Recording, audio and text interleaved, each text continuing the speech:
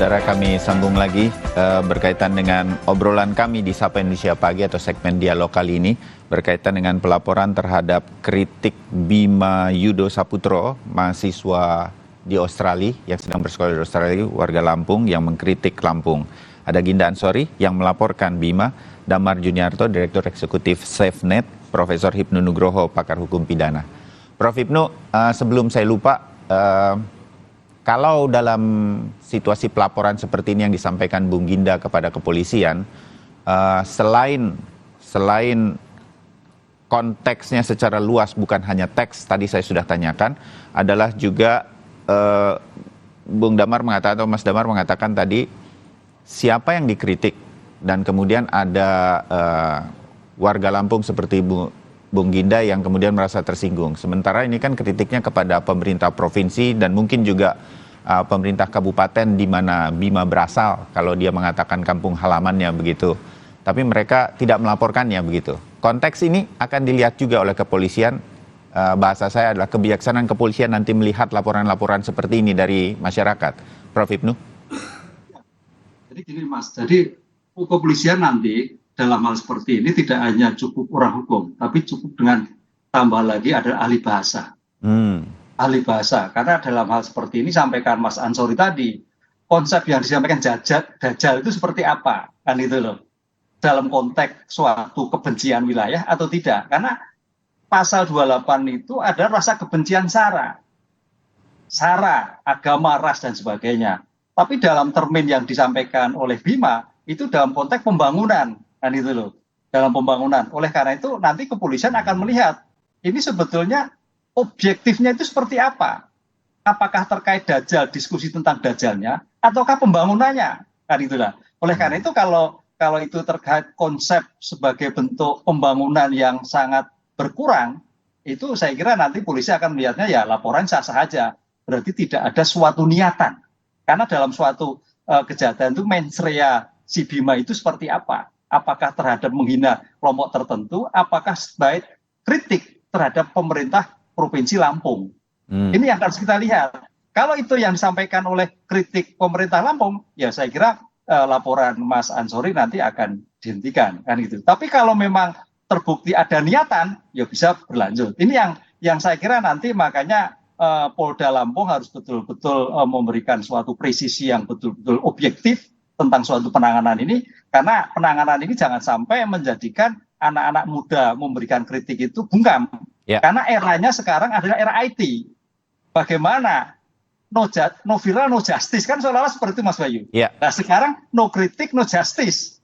No kritik, no respon, kan begitu kan arahnya kan ke sana. Nah ini yang saya kira juga menjadikan suatu perhatian bagi pemerintah-pemerintah yang lain, sehingga jangan sampai warga masyarakatnya menyampaikan yang harusnya berpikir positif, tapi karena anak muda ada ya sedikit kalimat-kalimat yang betul kadang-kadang menjadikan suatu permasalahan tersendiri. Ini yang saya kira juga menjadikan pendidikan bagi kita semua. Nah, mumpung ketemu Prof. Hipnu juga, kan ada nih kritik terhadap, sebagai sebuah contoh pada obrolan kita pagi hari ini ya, Prof. Hipnu, Mas Damar dan juga Bung Ginda Ansori. Kritik terhadap Presiden Jokowi. Presiden Jokowinya ditanya, Pak, ada kritik terhadap Bapak? Ya nggak apa-apa, kata Pak Jokowi begitu kan. Aku rapopo gitu. Tetapi ada kelompok lain di tengah masyarakat yang kemudian melaporkan kritik tersebut. Kan kira-kira sama nih dengan yang dilakukan oleh Bung Ginda Ansori terhadap Bima begitu. Nah, Prof. Hipnu, kalau hal semacam ini juga akan menjadi pertimbangan kepolisian nggak? Bukan orangnya secara langsung yang dikritik, yang melaporkan atau merasa tersinggung begitu, Prof. Hipnu? Ya, itu Mas Bayu, dalam hal undang-undang IT memang ada dua kelompok, delik aduan dan delik biasa. Yang disampaikan oleh Mas Ansori ini tampaknya masuk kualifikasi delik biasa. Artinya sebagai masyarakat Lampung bisa.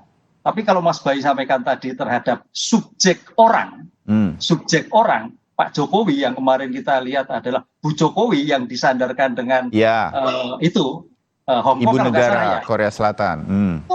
Itu delik aduan. Sepanjang Bu Jokowi, Pak Jokowi senyum-senyum aja ya nggak bisa. Delik aduan itu suatu pemberitahuan tentang ada suatu tindak pidana disertai permintaan. Nah sekarang yang bersangkutan cuma diam-diam aja ya nggak ada masalah. Nggak ada masalah, itu delik aduan. Tapi kalau pasal 28 ini sepertinya delik biasa, Mas. Artinya masyarakat umum pun bisa menyampaikan, bisa melaporkan adanya rasa yang menurut subjektif Mak Ansori adanya suatu yang tidak enak sehingga sampai melaporkan adanya suatu peristiwa ini. Kan Oke. gitu loh. Ya. Itu bedakan delik aduan dan delik biasa. Oke, ya. Dan ketika laporan dari kepolisian ini sudah diterima seperti Bung Gina katakan, ini nanti akan diproses atau ditimbang sedemikian rupa di kepolisian ya. Begitu ya Prof. Ibnu? Ya, ditimbang kan artinya kan lidik kan. Nanti kan ada penyelidikan. Penyelidikan itu apa sih? Serangkaian tindakan penyelidik untuk multi peristiwa. Apakah ini peristiwa pidana atau bukan? Kalau nanti Pak Polisi Polda Lampung itu menyatakan, oh ini hanya kritik, ya sudah selesai. Nanti kan Polda Lampung akan mendatangkan ahli hukum dari Lampung, ahli bahasa dan sebagainya. Oh ini tidak apa-apa. Ternyata konteks yang dilakukan adalah sebagai kritik terhadap pemerintah Lampung, bukan gubernur Lampung, bukan subjek orang kan gitu loh. Ya, oke, ya, Mas Damar, anak-anak muda kita, terutama milenial, ini juga menjadi pelajaran bagi kita bagaimana kemudian media sosial itu begitu powerful sekarang, menyampaikan kritik boleh, bukan tidak boleh, tetapi santun dalam menyampaikan kritik sedemikian rupa. Walaupun kadang kalau santun nanti nggak terlalu terdengar, maafkan kontradiksi saya di sini, tetapi kadang-kadang memang harus ada sesuatu yang membuat kritik tersebut menjadi terdengar, seperti kata-kata Dajjal dari Bima ini, maka kemudian menuai kontroversi dan kemudian didengar. Menurut Anda, kalau kritik harus santun atau sedemikian rupa kritik memang harus keras? Ini bagaimana agar kita kemudian terhindar dari kontroversi bahkan sampai ke kasus hukum misalnya begitu? Mas Damar. Baik, terima kasih.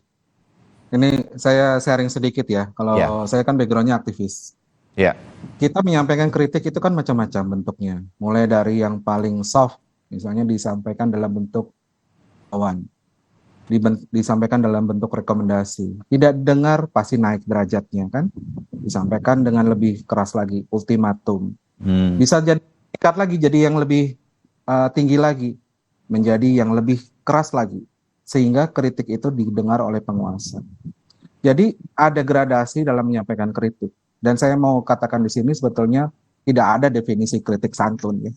Yang ada adalah bagaimana kritik itu disampaikan atas sesuatu yang tidak benar dalam bentuk langkah korektif. Jadi kalau kemudian sekarang kita mau mempersempit tentang kata Dajjal tadi, kita harus perhatikan dulu apakah Dajjal itu muncul tiba-tiba atau memang sebetulnya sebuah proses. Jadi banyaknya kritik yang disampaikan dan itu tidak direspon oleh pemerintah. Saya tidak tahu persis bagaimana kondisi di Lampung, tapi kalau melihat apa yang terjadi di media massa sekarang dan media sosial, saya rasa banyak yang kemudian sependapat dengan Bima bahwa ada begitu banyak kanal-kanal penyampaian aspirasi disampaikan ke pemerintah Lampung dan itu tidak memperbaiki kondisi lapangan. Jadi kan itu saya rasa kemudian bisa mengerucut, apalagi anak muda ya, mengerucut dalam bentuk emosi yang sedemikian, dan pilihan kata-katanya adalah pilihan kata yang buruk ya, paling buruk. Nah, mungkin karena dia sudah sampai pada tingkat kekesalan ya, karena tidak berujung didengar. Nah, memang betul sekarang teknologi itu sudah membantu masyarakat untuk bisa menyampaikan kritik, dan kritik itu bisa langsung didengar oleh pihak yang kemudian dikritik tanpa bisa di-mention langsung begitu kan? Mention langsung, betul. Dan ini ada plus dan ada minusnya. Plusnya adalah satu sisi dia bisa menopang proses demokratisasi pendapat. Jadi kita semua bisa tanpa halangan untuk bisa menyampaikan. Tetapi karena kita tahu bagaimana hukum Indonesia itu masih tidak berpihak pada orang yang menyampaikan kritik secara terbuka, mau kritik sesantun apapun, misalnya disampaikan dalam bentuk penelitian, lah kok buktinya Haris dan Fathia hari ini pengadilan sidang kedua. Ya. Kalau yang lain-lain misalnya yang saya sampaikan, saya kasih contoh tentang yang disampaikan oleh Dr. Saiful Mahdi, disampaikan dengan data itu juga sama, dipolisikan. Jadi tidak ada jaminan hari ini, dan ini harap diingat oleh anak muda kita ya, sampai hari ini tidak ada jaminan betul-betul perlindungan terhadap para pengkritik, baik itu pengkritik pada kekuasaan yang ada di kampus, kekuasaan yang ada di pemerintahan atau yang dalam pemerintahan pusat. Tidak ada jaminan. Gitu. Karena itu dalam menyampaikan kritik kita perlu beringat bahwa konstitusi kita menjamin perlindungan terhadap itu dan kita harus memperjuangkan kalau memang kritik kita benar ya kita bertarung sampai selesai. Oke, ya. Terbayang bagaimana situasinya harus dipertimbangkan sedemikian rupa, Mas Damar. Bung Ginda Ansori, apa yang Anda lakukan menjadi hak Anda dan sudah Anda sampaikan di Sapa Indonesia Pagi hari ini. Pun begitu, apa yang disampaikan Bima tampaknya mendapat dukungan di netizen, bahkan mereka melakukan kritik dengan caranya. Kami tadi tampilkan di dalam paket pengantar, ibu-ibu memvideokan dirinya, merekam dirinya di jalan yang begitu rusak di salah satu titik di Provinsi Lampung sedemikian rupa.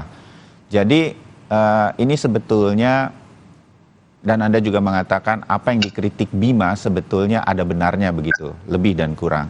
Nah, kalau kemudian nanti terjadi restoratif justice dan sedemikian rupa mengenai laporan Anda pun sebetulnya hanya ingin menyampaikan bahwa sedemikian rupa pakai bahasa yang dikatakan Bung Damar tadi sebetulnya agak sulit menyampaikannya. Kritik tapi harus santun, sedemikian rupa ini tetap menjadi tujuan Anda.